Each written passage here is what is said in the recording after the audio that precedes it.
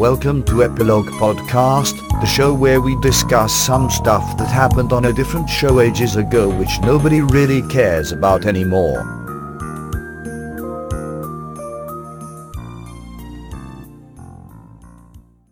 Hello, I'm Portponky. And I'm LeBloc. Today we're discussing Deep Space Nine, Season 1, Episode 15, Progress. In this episode, Kira tries to convince a stubborn farmer to relocate from his home, and Jake and Nog get into the trading game to try and make some gold-pressed latinum. What did you think? Overall, I liked this episode. There's not a whole lot going on as far as action or loud noises, but we see more of Kira, character I've grown to be fond of, and the Jake and Nog plot didn't annoy me. So overall it was good, even though there's not anything obvious to latch onto. I like how the best you can say about the Jake and Nog story is that it didn't annoy you. That's a huge improvement. I guess I like that. I really enjoyed their little exploits. Or I should say, I really didn't like the main plot line in this episode. Oh, okay. Why not? I think it wasn't to do with the drama around Kira and what she has to do. It was just so convoluted. So convoluted. How convoluted is it?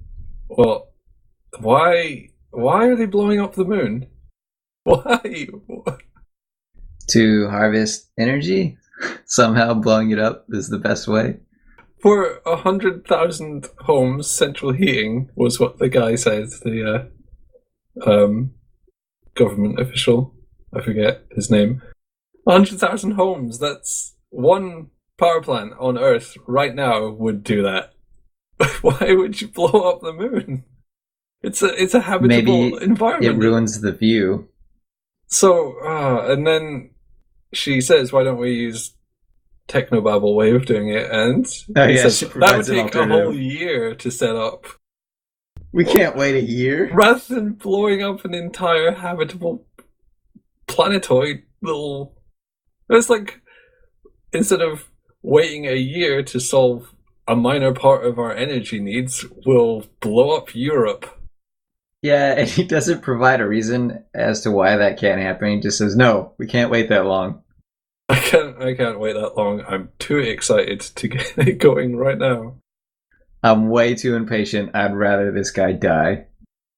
This trend continues because later on, I think it's the final scene, she's talking to him outside by the kiln, and I just noticed there's a lot of animal noises in the background and insects and stuff. They're just going to wipe out so many species. They're all going to be extinct. I can see why you like him. What can I do for you, Commander? You and I have a material subsistence report to finish by the end of the week. I didn't notice that, but that makes it even more funny. Yeah, I don't know. I was more focused on what this reveals about Kira and how she's still struggling with who she was versus who she is now. And I'm glad that she's not just the career-driven, uptight woman and that there's actual characterization to her. So I was more focused on that and able to more easily ignore the whole we're blowing up this place for really no good reason thing. Yeah, I agree with you. I don't know if you really made a statement there, but I would agree that the Kira plotline and her character development was fine. I think I just had trouble concentrating on it because I had this nagging feeling that none of what they were doing made sense. Their motivations were really bizarre. Yeah, I guess it's supposed to be analogous to I don't know, digging for oil in a national park. I don't know. Yeah, but they're not allowed to do that. Yeah, but then some people want them to do that. Want the rules to be repealed. Yeah. People always have short gains in mind. Well, some people always have short gains in mind, regardless of disastrous long-term effects.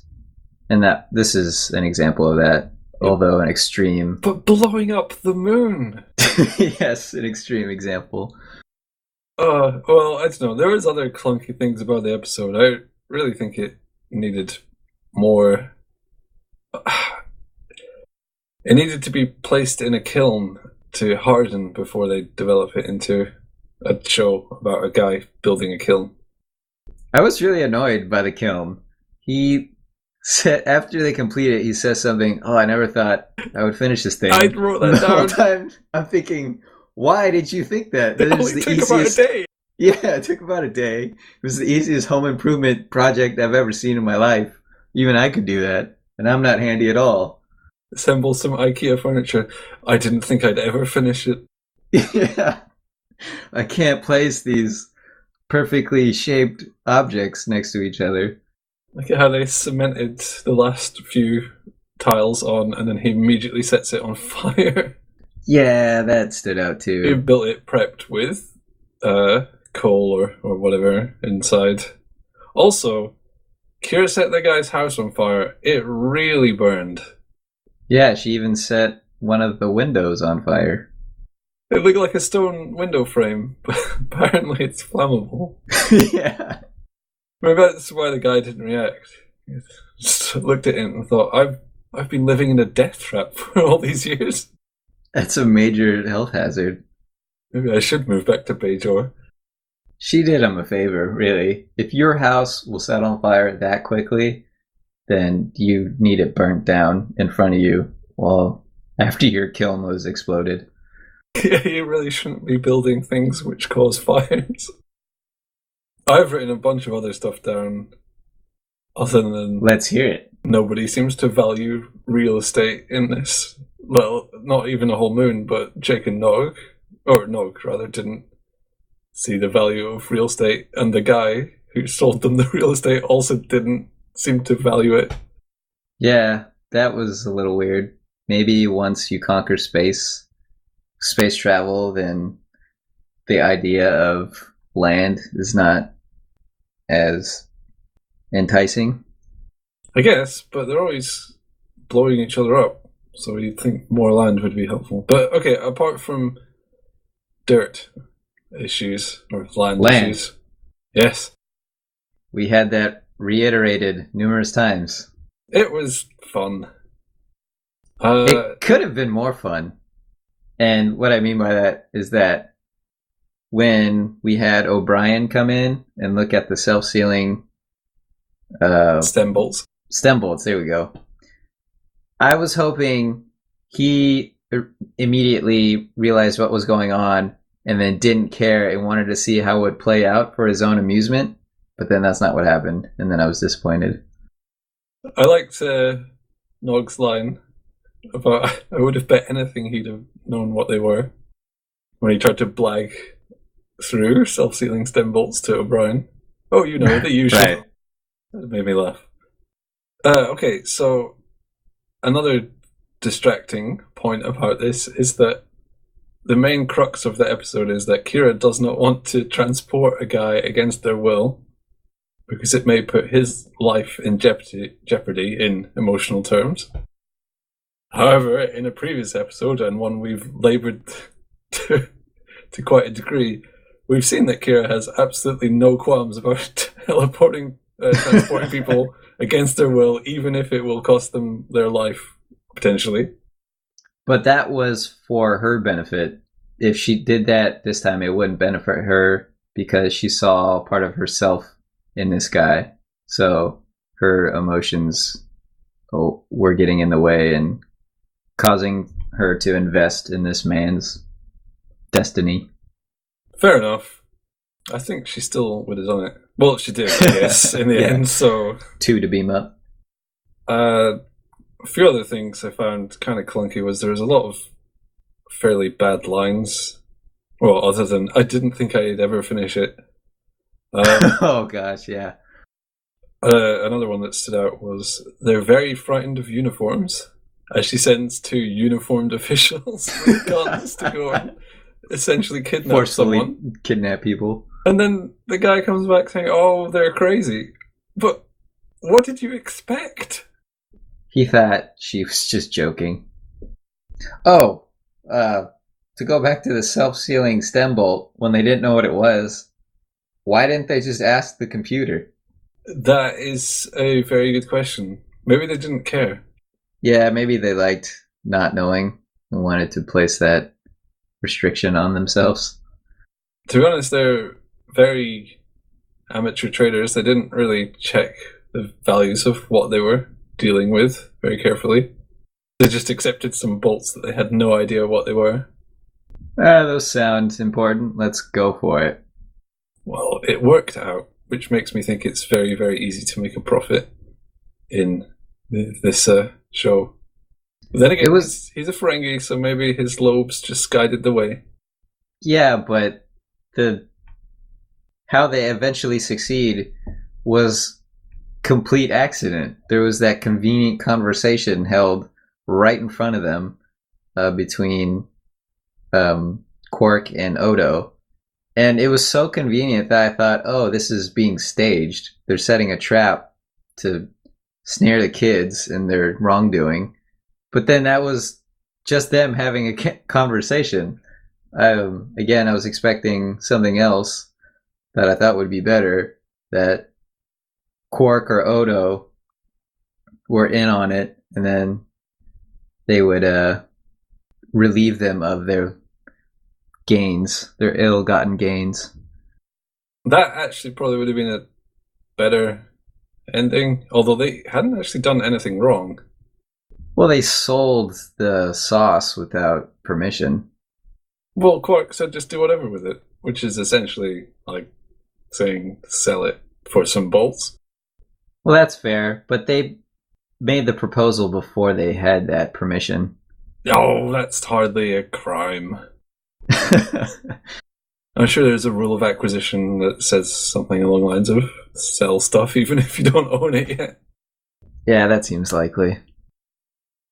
I guess it should be no surprise, after you mention the clunky writing in this episode, that I do not have a quote to pull from here. Not a single line? Not anything? Nothing stood out to me.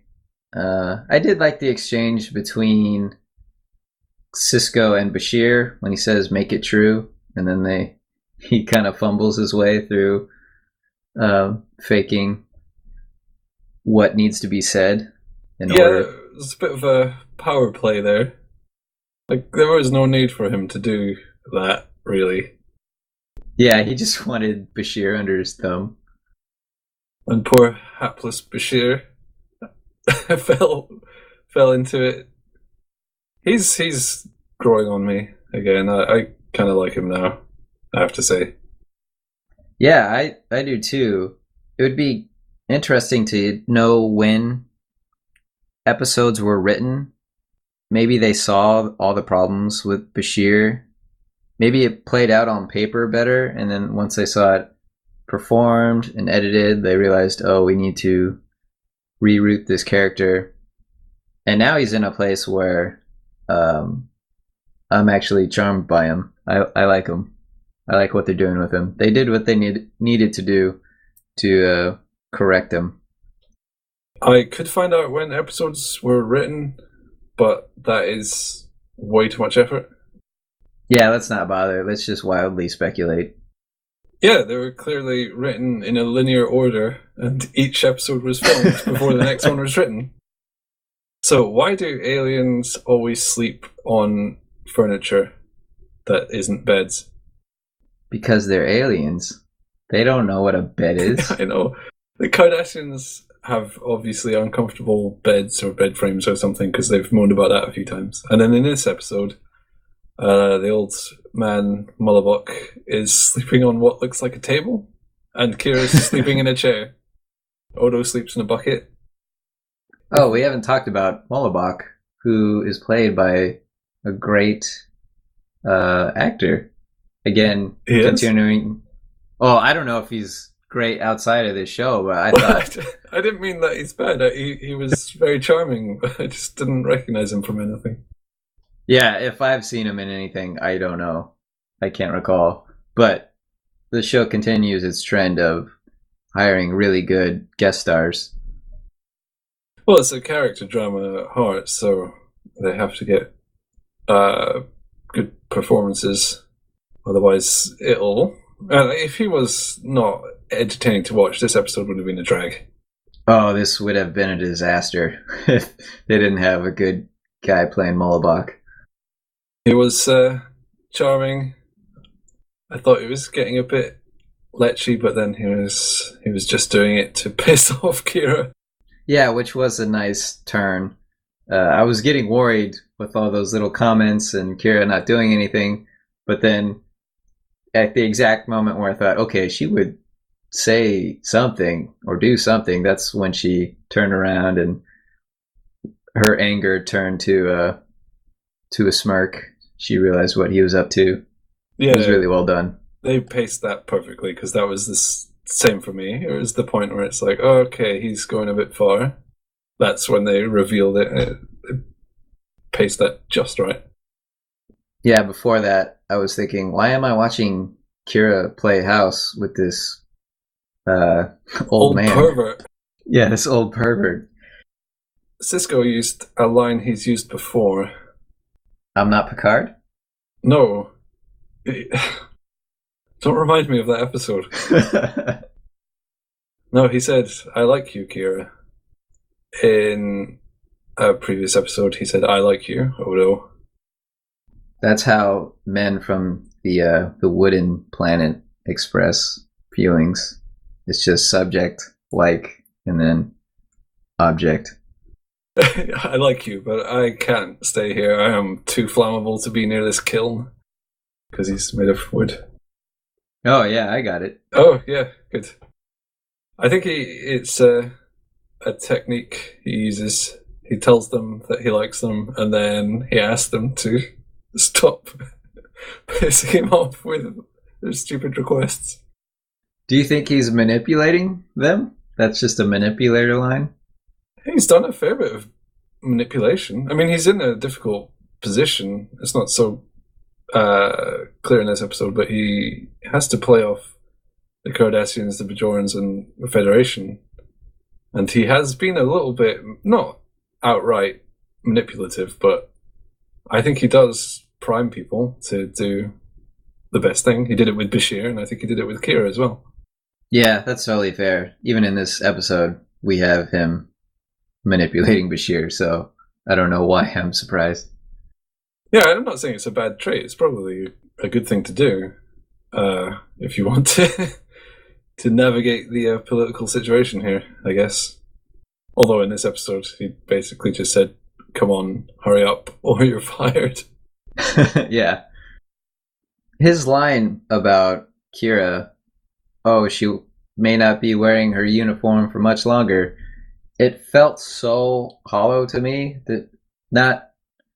Obviously, I know the show goes on, but it didn't feel as if he would actually fire her from her position. No, he would just beam her up without her consent. That seems to be the tactic. Maybe it was meant to instill fear in Bashir. I'm not sure.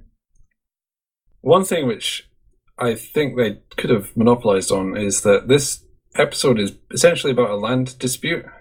Yes. And the previous episode was also about a land dispute. Yes.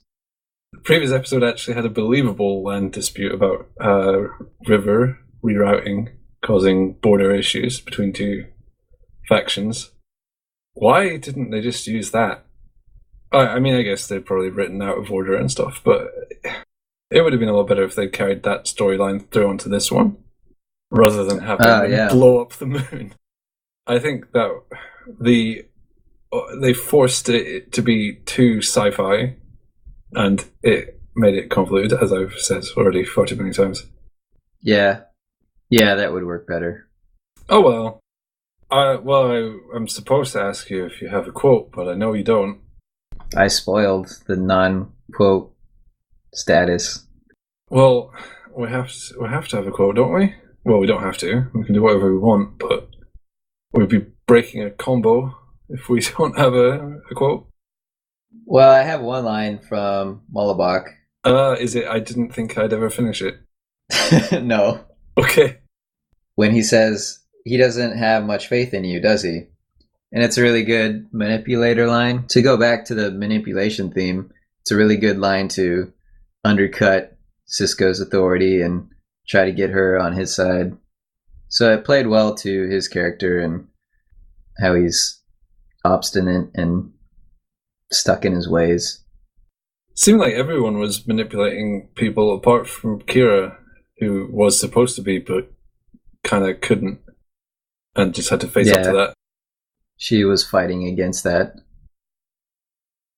I was annoyed that Kira and Dax had a conversation about a date prospect. There was Morn as well.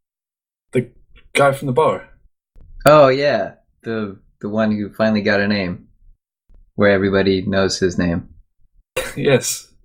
He asked Dax out, and she seemed more into him than she was into Bashir.